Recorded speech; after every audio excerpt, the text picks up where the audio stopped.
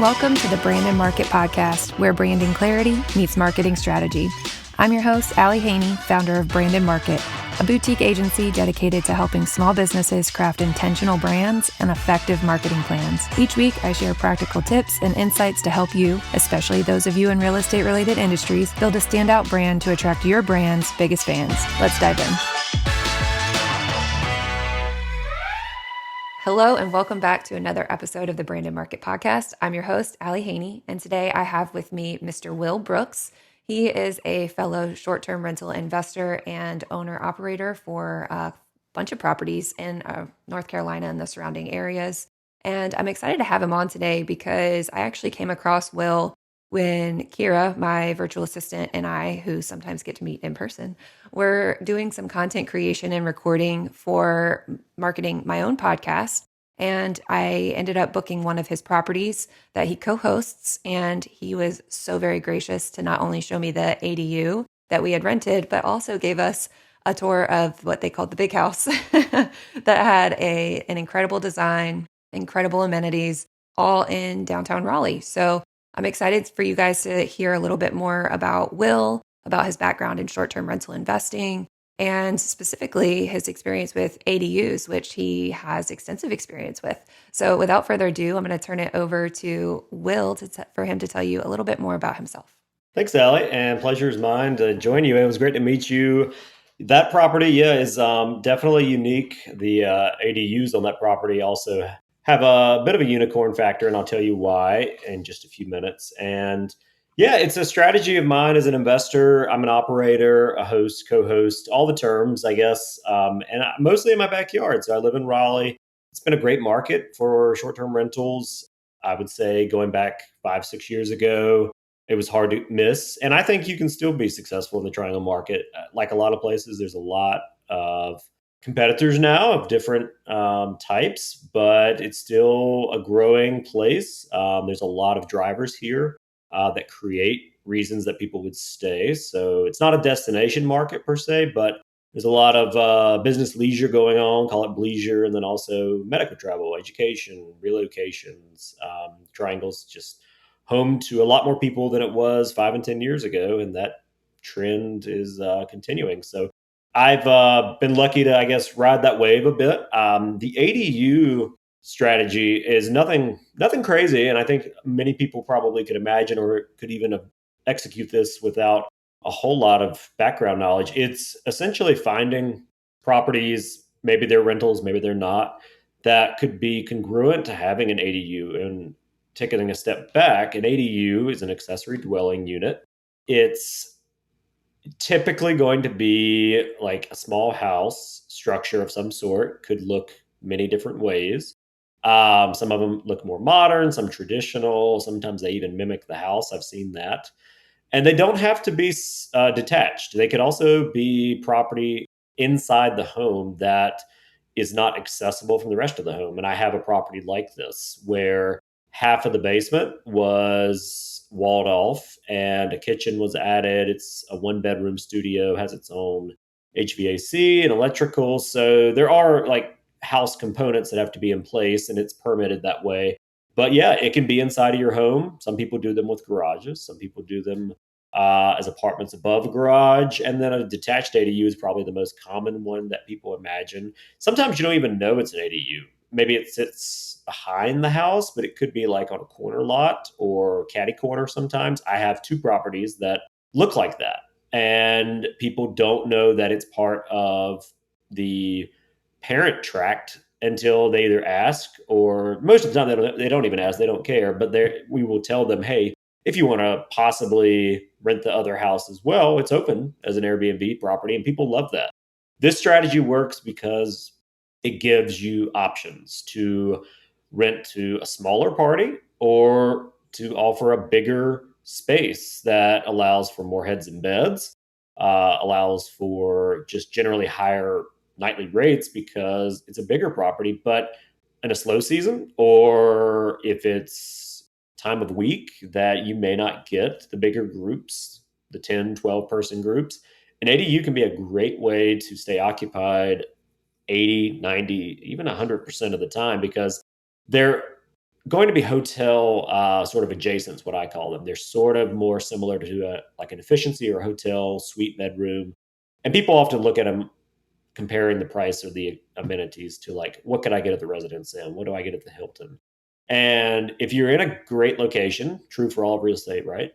Then it's going to be an easy sell because we're giving usually better furnishings, full kitchen, a unique decor and layout. And then it may be in a space that they, closer to where they want to be proximity wise for their reason for traveling than if they were to book at, a busy street or kind of a retail center hotel. And it's been a model that we started with in 2022 with my first house, adding an ADU. And I've now done this 4 times, and I'm in the process of a fifth time of building a duplex ADU, which is something that Raleigh allows. Not everywhere does. And it's a newer or permitted use in the past 2 years to do a duplex. So you can kind of call it a home run if you find the right house that it's a little bit more criteria to build these, but can definitely work as opposed to just doing a single ADU. Yeah, so I have a couple of questions. First, I love the term bleisure. I don't think I've ever heard of that before. You said it, but do you feel like ADUs are particularly successful in markets that kind of hone in on that working traveler? Because it does. It's like a comparison to a hotel. And if I'm traveling and working, I don't want to eat out the whole time. A, it's expensive. B, it just doesn't make me feel well. So I think that kitchen it would be like a differentiating factor for me. So do you find like that market specifically focused to bleisure would be more successful with ADUs than say a destination market where you might be competing more with people that are on vacation?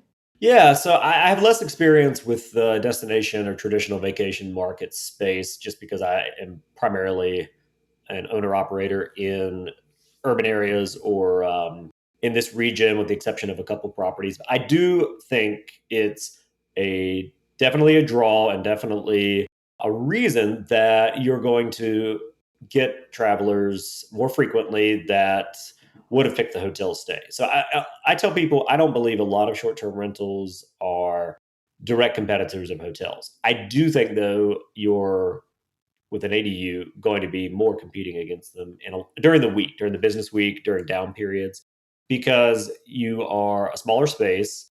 And if it's a studio or a one bedroom, they can get that. So it does come down to price. But even if you're priced a bit higher, if you're giving them a full kitchen, if you're giving them a washer dryer in the unit, and you're offering a full size bathroom, and then you're also offering an authentic experience because, well, it doesn't have just a generic look that a lot of hotel rooms have. The furnishings often are way better. I mean, we do 75-inch TVs in these spaces. We offer work desks, and we offer stocked kitchens with all your cookery, and people look for that kind of thing, full size refrigerators. So like if you booked me for a Monday to Friday and or even a Monday to Thursday, that's more common, I would say, to get in the bleisure space. And then it usually will pivot right into a weekend rental. So I mean, that's one of the reasons we have such high occupancy in these type spaces is because it easily pivots between our guest avatar on the weekend and the person that we expect during the week. And we get rates so I use Price Labs, and I will look and see what are my hotel competitors charging per night. And we often get similar rates or we exceed them a lot of times, particularly on weekends. Weekdays, again, that supply demand thing, you got to take into account which you're likely to get. And then they have more, of course, products to sell, them being hotels. So we get great rates during the week to make it definitely, I say that the weekdays pay the bills. The weekends is when you actually create your profit and make your money. Because you're dynamically priced on the weekends to, get one and a half, 2 times the rate you would have gotten during the week. So the traveler avatar is different, but the folks, they also repeat. We get more repeat guests in ADUs than we do in the other houses because they like it. It's easy. And then they come back to us, and we often do a direct booking through our website. Or if they come back and they want to stay on Airbnb, I'll throw them a 10 or 15% discount because I want the repeat guests. If they were a good guest, we want them back. They were good guests. Heck yeah. I don't know if I know that you kind of specialize in short term rentals, but have you dabbled in midterm at all, especially in like the Raleigh market with lots of hospitals and such? I have, yes. I have one property in Chapel Hill that is I co-host that is midterm and does well. We have gone back and forth between midterm and short term on a couple of properties, depending on the season. That works, but I honestly have enough short term demand that it hasn't been, I would say, as much of a strategy as some people might use. I think it's very market specific. And then also the quality of the properties that we offer and sort of our guest avatar, we're able to keep it short term and I would say 10 months a year, we're usually meeting our property goal. 2 months of the year, it doesn't mean we're falling below it. Sometimes we meet it, but that's when I would say it might make sense to go midterm over short term. But it is a different setup, a little bit different operation. And I've done it, but it's not something I have had to do much more than I think maybe one time, once or twice. So I like the short term model for a variety of reasons, but mostly it's because we get we typically get price and attract the guest avatar that we're after. Yeah, and it sounds like you're kind of doing almost the Monday through Thursday stay is not a midterm stay, it's still a short-term stay, but it sounds almost like a hybrid model because you have those repeat guests where you're kind of, like you said, pay the bills during the week and then make the profit on the weekend. So it sounds like you've brought both models almost together to make the best of both worlds. Yeah, in a way. I mean, and we get longer term stays as well, below 30. But I mean, what I would say is like a week to 2 week stay at these properties more frequently. And I love it because it's going to mean less turnover. It's going to generally meet our short term revenue goal for the property. And yeah, it's a quality guest that once they come in, they get acquainted. Unless there's a property issue that comes up, we don't typically hear from them for the duration of the stay. So it's relatively quiet for weekend guests, for people that come into the larger homes like the one that you used. We're going to hear from them if they can't find something or if something's not working quite right, just because there's so much more in the house, so many more amenities that, we have to balance the quality control and then the guest experience. So that is what I call an active weekend guest, where I really like my ADU guests because it's quiet. It's very, I don't want to say non bothersome, but it just makes it a lot More passive. more passive, way more passive. Nothing in this industry is passive, but that is definitely something that leans towards it. Yes. So tell me, kind of walk me through the difference of what it looks like to build an ADU on your own personal residence that you use as a like the ADU only is the short-term rental versus having a short-term rental property that you then build an additional ADU on. What is that? What's the difference in that dynamic? When you build on your own property, first of all, do you have the space to do it? So you could go a small, I mean, some people do footprints of like 250 to 300 square feet. These are really, I mean, yeah, they're little casitas. That's like a studio. Exactly, just like a studio, and you can do it, but usually the sweet spot is going to be, I would say, between like 400 to 600 square feet. My first one was a studio, allowed for a queen size bed, a desk area, full kitchen. What makes it feel bigger is the tall ceilings. So people come in, they're just like, "Oh, this feels so much bigger," and it's because it's 11-foot ceilings, and we did that on purpose to give that feel. And then we tried to upgrade the bathroom really well because ultimately, just like hotels and short term rentals, what do people care about? They care about their beds and they care about their bathroom, maybe the kitchen. But everything else, it's like it's okay if it's small. It's still there. Like we have washers and dryers. They might be stacked units, but we have those available. And building on your own property, first of all, it's a construction project, so you got to be okay with that.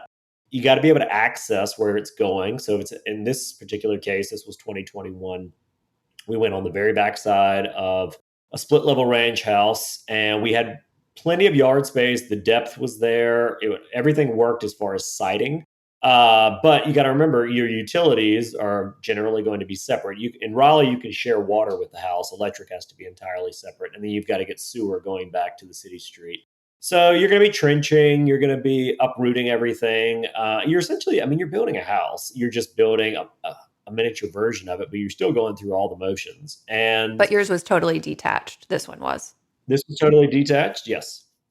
And this was just a shed style roof, modern look, hardy siding, big windows, and yeah, nothing special. And we were able to accomplish this first one for $100,000, which I cannot build for now. That is, I would say, a benefit is when you own the land. Obviously, you're just looking at building costs, and you're also going to be able to utilize it. I would say the things that are around it. For example, we knew that we were going to put like a patio in the back of the space, so the guests had somewhere to go. So they weren't just sitting in the driveway because you still want to give an outdoor space. You still want to make it an authentic, kind of unique experience that they're not going to get otherwise. So you're able to kind of do that when your own yard and your own space. You could, and it doesn't have to be at the same time, but when you're doing it on a property, let's say that maybe you have an investment property there, which in all the cases we did, the primary principal dwelling was always there. We weren't obviously Airbnb our primary house. We were living there at the time. It is now, that house is an Airbnb. So we moved out of it with the intention of using it that way. And the first one, we didn't automatically out the gate say, short-term rental, listed it, it's gone. I used it as a work studio for a while. So this was, I don't know, call it mid-COVID 2021, and wanted a space outside of my bedroom. And so that was sort of, I guess, the catalyst to do it. And yeah, it was a great little getaway. I mean, we had family come and stay in there. They loved it. Some of them were sad to say that, they were, oh no, keep it for us. And when we visit, and we have family that still stays there sometimes, but had to take a very different approach when trying to do this at an existing Airbnb or short-term rental property that we're already operating. And then you're like, oh, you're now going to build something in the back and create a construction project. How does that affect the stays, the interactions? It's not necessarily, and you don't want to necessarily cease operations at the other house, because I still have my cost. I still need to operate this at a certain level to pay the bills, pay the carry costs. So that is, I would say, the tricky part about, unless you're doing it on a side lot, and sometimes you can do that if your lot is, depending on the street configuration, is it catty corner, is it a corner lot, or do you have the side yard to allow for it? So Raleigh will let you still do it in the side as long as it's behind the principal dwelling. And a lot of cities are like this, I've learned. They allow ADUs more to by right than they used to. 5 and 10 years ago, it was, in this part of the country, very foreign, meaning the ones that existed were grandfathered. It was not a common use by right. It was harder to do. And then neighbors didn't like it either, because they were like, oh, you're just going to create more traffic in my neighborhood. You're going to have people coming and going. We're going to have renters right next door. So there was a little bit of perception, I would say stigma, that came along with it. I would say most areas, the main reason is housing affordability that they allow it is because we all know that housing is expensive. And from an investment standpoint, it's like, okay, how do I make my property highest and best? And then also kind of meet the goals of providing. I mean, again, this is short-term rental housing. It is a different variety than just having a leased renter, but you can do that just the same. Your ADU doesn't have to, of course, be used for short-term rentals. It could, satisfy many, many different purposes. So, and it gives you the added benefit of saying, okay, my property is going to be worth more with this. It's going to be now looked at as small multifamily.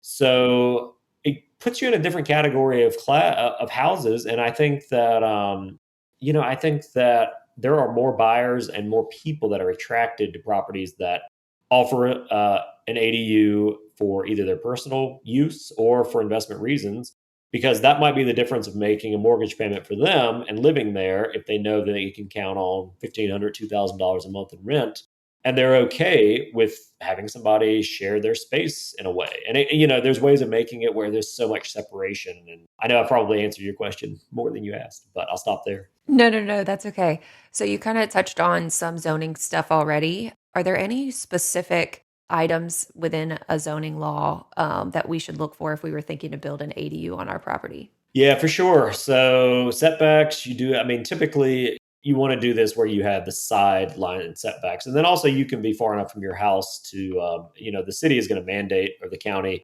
what it needs to be, but your side yard setbacks are important. So how close you can be to the side yard line. Rear is probably less of an issue, because when you're thinking about like utilities, you want to be closer to the street than further away. So you're not going to typically build these in the very back of your property. So property considerations, height considerations. To do the duplex, then you cannot be taller in this jurisdiction anyway than your principal residence. So it's like, okay, does my house even allow for it? Not an issue with a two-story home, but like if it was a ranch style home or a single level, trying to build a duplex ADU would be not feasible or not permitted in this district. So, and then your impervious surface, which is like basically concrete, gravel, areas that are not ground. So you are only going to be allowed a certain amount. So do you have that? Depending on your lot size, depending on again your jurisdiction, they're going to have different requirements of like how much of my lot has to be left undisturbed. So that can be a big deal. We have looked at properties before as investments and thinking about, okay, we'd add an ADU in 1 to 2 years from now on this property. But then we would learn the impervious was already at like 40% of the lot, and the city says you can't go over 50. We don't have an additional 10. So that even if it was a great deal for the property on the price, on the value, I can't do step two of my strategy. So I'm going to walk away. Is it more common in more urban areas to have a higher impervious percentage versus like a more rural area? Like, do you know what I mean? Like, as you get away from the city center, what does that look like? Yeah, so that is true to some degree. Really, it's going to come down to the jurisdiction, what the zoning gives by right. Sometimes there's a way to get bonuses, like you can put in features. They call them best management practices that will give you a bonus density. So, for example, maybe you put in a cistern, and then they will allow you to get an extra amount. Raleigh does this, or maybe you have part of the property that you're going to make a rain garden. And again, this can be like pleasing to the property, pleasing to guests. So there are some ways that you Be can try creative. to figure out, yeah, get creative solutions. And but it's also you're just using the development code to your advantage as well. And the city, they want you to do this because you're helping manage. Typically, it's related to stormwater runoff, but you're helping manage that aspect of development, and for being a good neighbor to your other neighbors, that the built upon is going to create more rainwater that's going to go into somebody else's property. That's how it works, unless it's caught in a storm drain. And when you get out into more rural areas or less dense areas, I think you do get more leeway, more opportunities to build these type of structures. And then sometimes if you don't have zoning at all, we were talking about that earlier, you can just go willy nilly and do it. And I do believe that even in rural settings, in you know areas that, again, this is going to probably play into more like well septic allowance, but you can do this type of project and create guest houses, ADUs that can be very complementary to the stay already. So this is not just a strategy for urban infill. I think it definitely works outside of cities just as much. Hey, host, let me ask you a question. How are you managing your short term rental operations? If you're still juggling between multiple apps and platforms, it's really time to simplify with Lodgify. I just started using Lodgify for my properties, and I have to say it's a game changer. The unified inbox lets me manage all my messages in one place, and there's no more bouncing back between the Airbnb app and the VRBO app. Their task management system is perfect when scheduling and working with cleaners or contractors. It keeps everyone on track and ensures that nothing slips through the cracks. And one of my favorite features, the direct booking site. It's super easy to set up, very user friendly, and it helps me reduce my reliance on OTAs like Airbnb and VRBO, and I get to keep more of that booking revenue. Lodgify's support team is also top notch. They were incredibly responsive and thorough during that onboarding process initially, which made the switch to their platform absolutely seamless. Here's the best part. You can get 20% off your annual subscription when you use my link. Head to www.brandonmarket.co/Lodgify to sign up and start streamlining your property management today.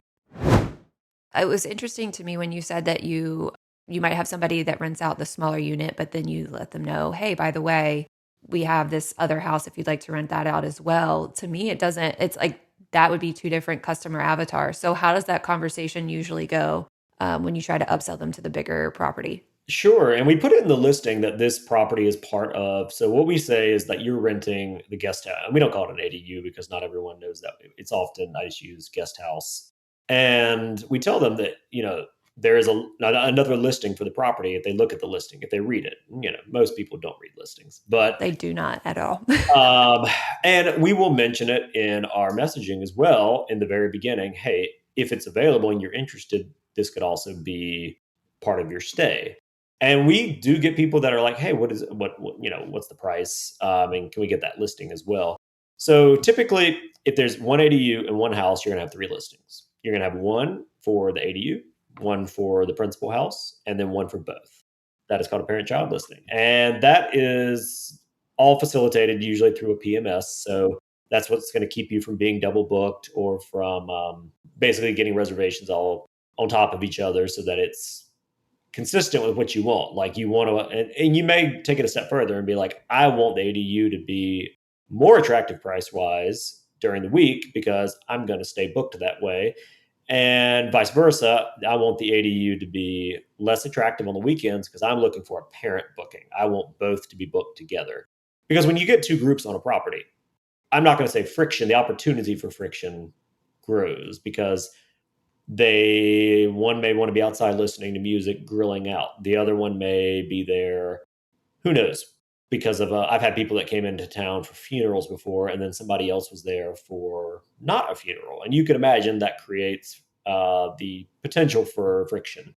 Even though they could have really like the accommodations and really like the area, they may take it out on you because they were like, "Well, we didn't have a great stay because we had to listen to somebody grill out and make noise, and we're here for totally different reasons." So you have to be cognizant of that and think about, okay, when can I, not it's not just highest and best. Like that's how a lot of us think as investors and hosts, but it's also what is the congruency between my guest avatars that are going to pick this place during the week versus the weekend. So it is a little bit more of a matrix to figure it out, but there's definitely a way of doing it.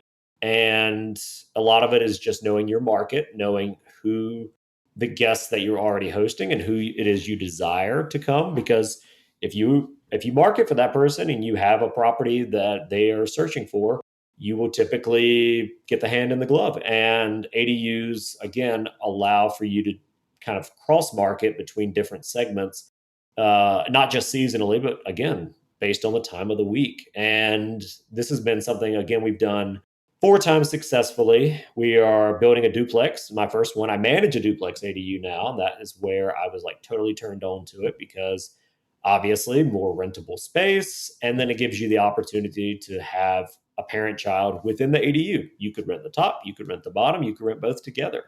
And what I think is the like best part about all of this is if your ADU is operating that way and it's sort of standalone, like you can't tell the difference between where the main house is, like there's a property line between them.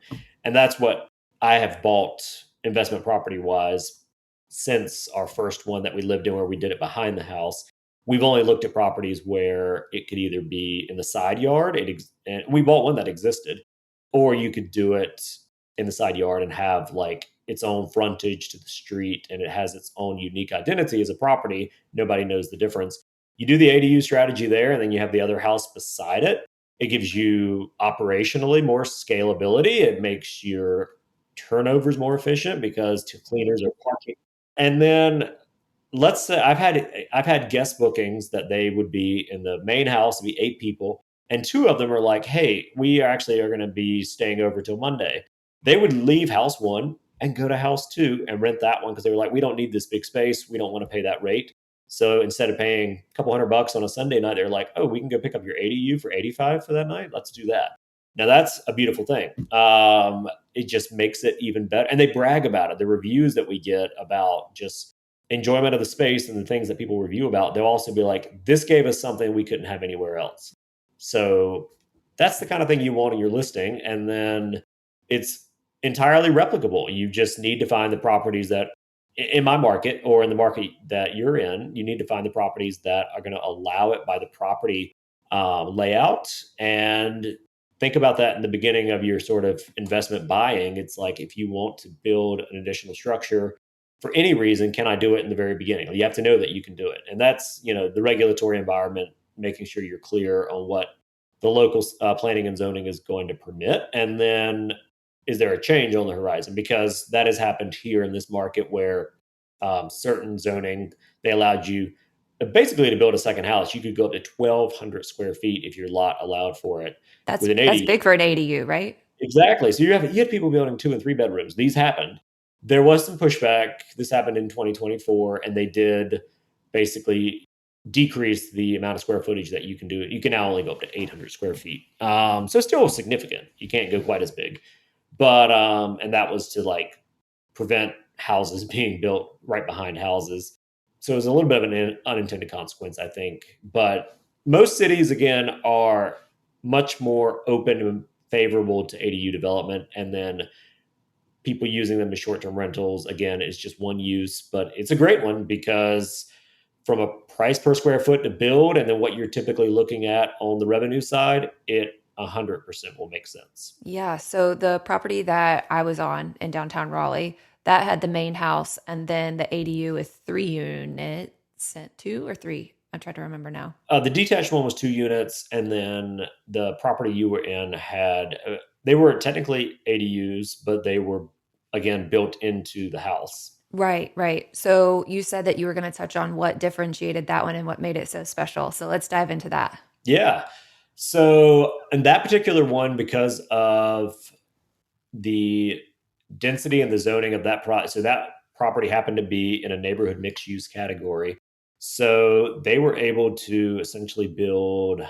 Mixed use being commercial and residential, or mixed use being like high density and single family homes. So more density, and then also having a business allowance or permission. Yeah, Okay. certain types. It's not going to be the same as like a retail corridor or Is that like a unicorn of a property in terms of a little zoning? bit.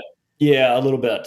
That we could that, and I said the owner was able to essentially put this into play, and then the duplex ADU at this property, it is closer to the house than you would typically be able to be because of the bonus density, and then it allows for that part of the lot.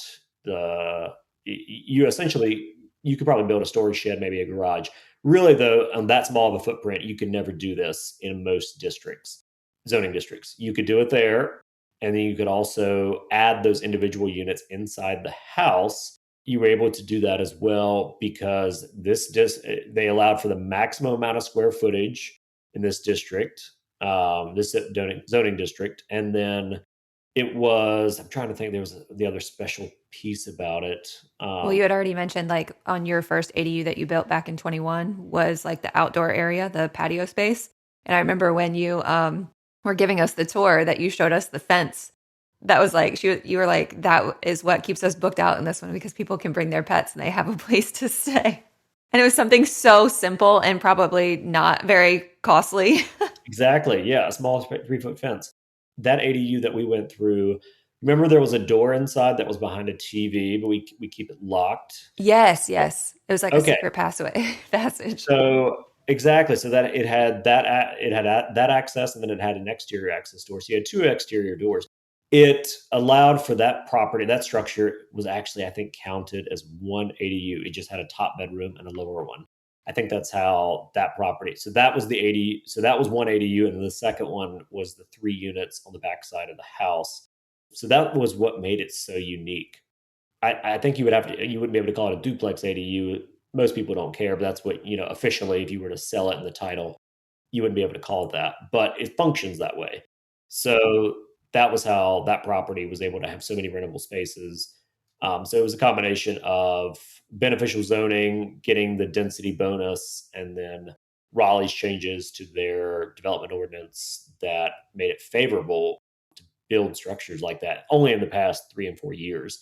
So I think by right, it was 2020. You could do an ADU virtually anywhere, but to be able to do these like duplexes and have more square footage or have the bonus, that is all more recent. So, of course, this is all in through the lens of real estate investing. And I know that you mentioned earlier that it cost you about 100K to build that studio in your backyard of your personal home. So what does the ROI look like on that? Well, how soon are we going to be making our money back on our 100K investment?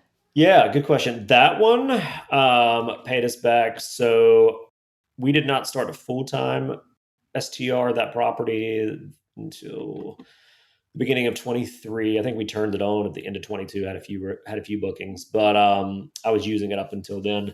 So it was, I would say, between 30 and 33,000 gross in the first year, and then in 24 we were above 40,000 on that one. Again, gross numbers. In 25, we're actually poised, I think, probably like 42 to 43,000. So essentially, if you were just using all of your net revenue to pay it off, you probably could do so in 3 or just over 3 years on a property like that. Wow, that's so crazy. It is, yeah. So it's a very quick payback period. So, I mean, your cash on cash then would be what? I don't know, 30, 35%. So pretty strong. And that's not counting rental revenue from STRing the main house or doing them together. I'm just talking about the house just by itself. So you probably are, those numbers could be upped some if you were considering it as the parent property revenue as well. So the current one I'm building is not going to be $100,000. It is a duplex. It's going to be 400 and 400 square feet. And this is also in the context of like thinking about inflation, building supplies, everything, labor. So this one's going to cost us about $300,000 to build. Okay. But still 2 units. Still 2 units, and the math still makes sense because the one that we operate now, that's a duplex ADU, regularly is doing 4,000 gross a month. We've had months above five, but we can typically set an expectation of 4,000 a month gross. So again, back Is the location comparable? the location is comparable. It's a bit better, and I took that into consideration as well. But we will offer more yard space and outdoor amenities, which I think a lot of people seek. So you give them the nice stay and you give them the outdoor space, and I think that gives you the rates that will make a very good ADU kind of forecast. And we also are counting on this one probably working more with the principal house, which is a brick ranch, like a 3-2. But we're going to try and tie it in together with design and with paint, and then also some shared space with the outdoor amenities. So, and this is still like a downtown Raleigh property. It's within a half mile of central business district. So location wise, I think is really strong. So it will have a longer payback period, but at the same time, it will add value, tremendous value to that property, and it will give 3 rentable spaces. So as on the buyer side or thinking about the resale, um, small multifamily, I think is an easy way for a lot of investors or people that want to build a portfolio to like get started. So I think we're going to offer something eventually that will be very attractive to an investor that can walk in and get 3 rentable spaces or live in one and use the other two as income generation. Like house hack it. Exactly. So I am on the price point side, like it costs more upfront. And I think you would at one point ask me, maybe this was off podcast, about the financing piece. So HELOC is your best friend. In addition to that, there are business lines of credit that you could go after. I've heard of people doing it with a personal line of credit as well. I've also heard of people paying for a large chunk of it with credit card financing. To me, that's a lot riskier. So I would say the HELOC option, in addition to cash on hand, is how most people do it. Financing is available. It's expensive, and it is harder to qualify for because it's going to be looked at as usually secondary home investment property. So it's not going to Right. Higher interest rate. higher interest rates, or just maybe in some situations you may also have to meet some kind of standard or use for a certain amount of time. So there are lenders out there that will do this, but a lot of people, I think, the hurdle they have is if they're getting started anyway is like, okay, how do I finance this project? But the best bet is if you already have a house or it's operating. Query if you can DSCR an ADU. I'm not sure about that, but I think a lot of times people are going to use the collateral of the main house to get this done. Yeah, that makes sense. Because the DSCR, you have to use what you think you're going to make, right? To get the approval for the loan. Exactly, yeah. Okay, yeah. And I'm not sure if you can use it on a new property for new construction or if I'm not positive. But the strategy of it being an ADU on your personal residence to be able to take out that HELOC sounds very attainable for something that's going to increase property value overall and also pay you back every month and then some.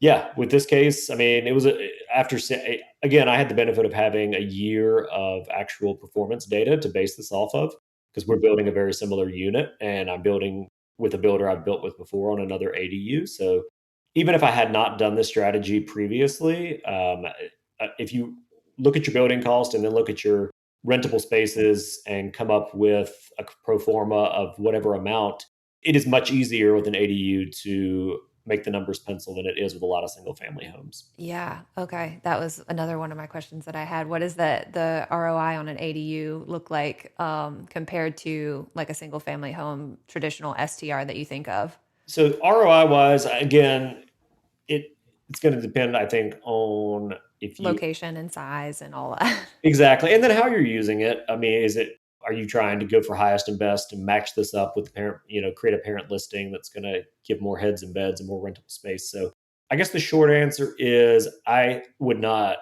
probably do this investment for less than like a 20 to 25%, which I've been able to achieve and some. And I think, But that's your threshold, the 20%. yeah, 20 would be my minimum. I'm looking really more for like a quarter, or I mean, even better, like we had a home run on the first one because we were able to do it at such a low cost. And then we got the tailwinds of really the STR fury of 2020 going into 22. And then we also think, I believe that even if regulations change in this market, and I think this is sort of a exit strategy, is that okay, even if we moved away from short term and went to furnished midterm stays, whatever it may be, everything would still pencil out because that renter pool still exists, and we know that we could probably get three-quarters of what we make on an STR in these ADU spaces just because of the way that we design them and we make them upscale. So you're coming in. I mean, we're doing nice LVP flooring. We are doing typically quartz countertops. We have gas in one that that had it already to the property for the oven. So like it's going to attract a renter that is not necessarily shopping your place versus one of the larger apartment complexes because they are going to get something from you that they would like the yard space, the outdoor space that they're not going to get otherwise. And then we're always pet friendly. And that if you can be, you should be because that just opens up your pool to guests, renters that I mean again, I tell anybody if you can be pet friendly, people are so much less price sensitive when they get to bring their pet. So you should be that way if you can barring allergies or anything like that. Sure, sure. Yeah, we are. I told Will offline that we were about to close on our dome house next week. And I've actually never had a pet friendly listing before. This will be my first one. So I'm going to have to take some pointers on you for that as well. Makes me a little bit nervous. But like you said, when Put your people, house rules in place and be frank about it. But most people are really, really good. I can count on one hand out of hundreds of pet stays where we've had any sort of issue, and we've really never had damage that was not repairable in like a couple of hours. okay, that's good to know. That makes me feel a little bit better. So the final question that I ask all of my guests is if you could give one piece of advice to our listeners, what would you tell them to do to be the best in their brand and their market? I would say I'll start with market is going to be maybe a consistent theme or something that they can identify. So our spaces have some of repeating decor elements, and then we also showcase them in a similar way. The listing has a similar look and feel. So that's one way you can do it, I think. And then consistency. So the marketplace, even if they go and look, we do. So that's another, I would say, distribution channel that you're not using as much maybe with STRs that you will with ADUs is booking.com. So we get a lot more traffic for these properties from booking.com. And we, again, try to keep everything consistent with how we would market it on Vrbo and Airbnb. But yeah, I think your brand consistency across your short-term rentals and how they can also intertwine with the ADU, because people notice it if they do a parent-child or a parent listing booking and they get both spaces and they're like, hey, we love how the pictures kind of continued into the other space. You wouldn't know it just staying in one, but I mean, it lights people up. They compliment it. They mention it. And so you feel good about it. And then also, I think on the branding side, it doesn't have to be anything crazy. I think for us, it's usually what we give away. So when you come in, we have a local coffee roaster. We do little coffee bags that we give out, and it's stamped. We put that in every property. Some people use it, some people don't, but that's just one way of like creating sort of identity. And then we've had people comment that would stay in one and then stay in another location. Hey, your coffee bag was there. We loved that. We used it again, or we took it home with us. And it all boils down to consistency, it sounds like, because consistency throughout the listing, consistency throughout the guest experience, throughout all of your different listings too. Our messaging is pretty much templated the same way to go across, and little surprise and delight things that we would do again for the ADUs or the houses are equal to not we always want to exceed guest expectations, so we're always trying to give them something that we didn't market or talk about that they show up and they get. So I think if you do that too, it just psychologically creates a brand for any of your listings that they would stay in. Absolutely. Well, thank you so much for your time today, Will. I really appreciate it. If there's any of our listeners that want to kind of pick your brain a little bit further about ADUs, where could they reach out to you? Sure. Starter rec site is Short Term Raleigh, and you can also. I don't have a big social presence. I mean, I am on there, but as far as marketing our properties, we do not do a whole lot of that. We just haven't had to. Probably should do more of it. But you definitely could find our information on shorttermraleigh.com. And then if I can give my Instagram handle or Facebook information to go in the show notes, if that's okay, Allie. Yeah, absolutely. I would love to have your Instagram handle. I'll put those in the show notes. Well, thank you again for being here today, Will, and great to talk to you. Likewise. Thanks. Bye now. You just completed another episode of the Brandon Market Podcast. If you found this helpful, please rate, review, and subscribe to help others find this show and so that you never miss an episode. Don't forget to take a look at the show notes for all the resources mentioned today. See you next Wednesday, and as always, I'm here cheering you on as you build your dream brand and business.